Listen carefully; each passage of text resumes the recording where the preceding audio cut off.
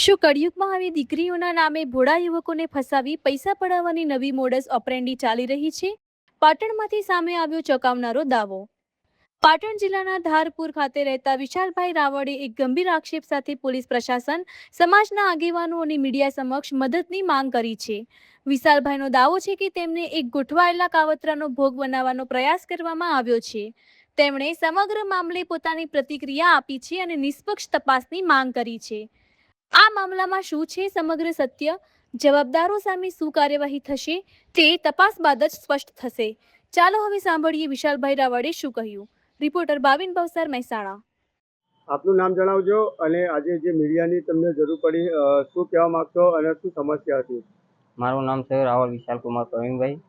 તો હું ધારપુર નોકરી કરું, હું અમદાવાદ. અને મારી એ સમસ્યા છે કે મને પૈસા બાબતે છેતરવામાં આવ્યો હ. છોકરીના મા બાપે મહાન રહી અને પૈસાની માંગણી કરી. પૈસા આપવાની મેં ના પાડી એટલે એ લોકોએ મારા ઉપર કેસ કરી દીધો. કેસ કર્યા પછી એટલે ધમકી આપતા હતા મને કે કેસ કરી દઈશું આમ છે. છોકરીના મામાએ 4 લાખ રૂપિયા માગ્યા હતા મારી જોડે. મેં આપવાની ના પાડીને બીજા જ દિવસે કેસ કરી દીધો. અને છોકરીની મમ્મીને, પપ્પાને, ઘરનાને બધાને ખબર હતી અને પૈસા પડાવવાનું મારા જોડે કાવતરું કર્યું એ લોકોએ.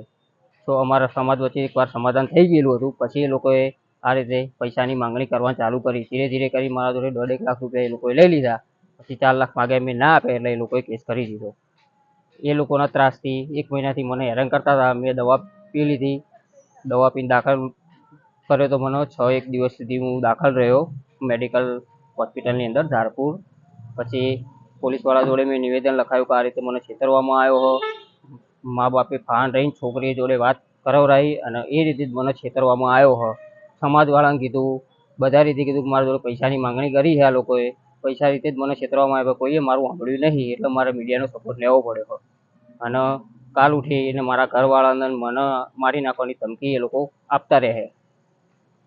બસ આટલું જ કહેવું હોય.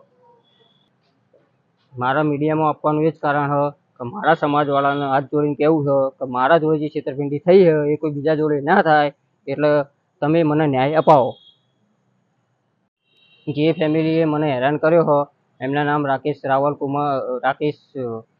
કુમાર અમૃતભાઈ રાવળ, રાવળ જસીબેન અમૃતભાઈ રાવળ, રાવળ સરોજબેન રાકેશભાઈ રાવળ અને એમના મામા સુનિલભાઈ રાવળ અને એમની મામી હેતલબેન સુનિલભાઈ રાવળ.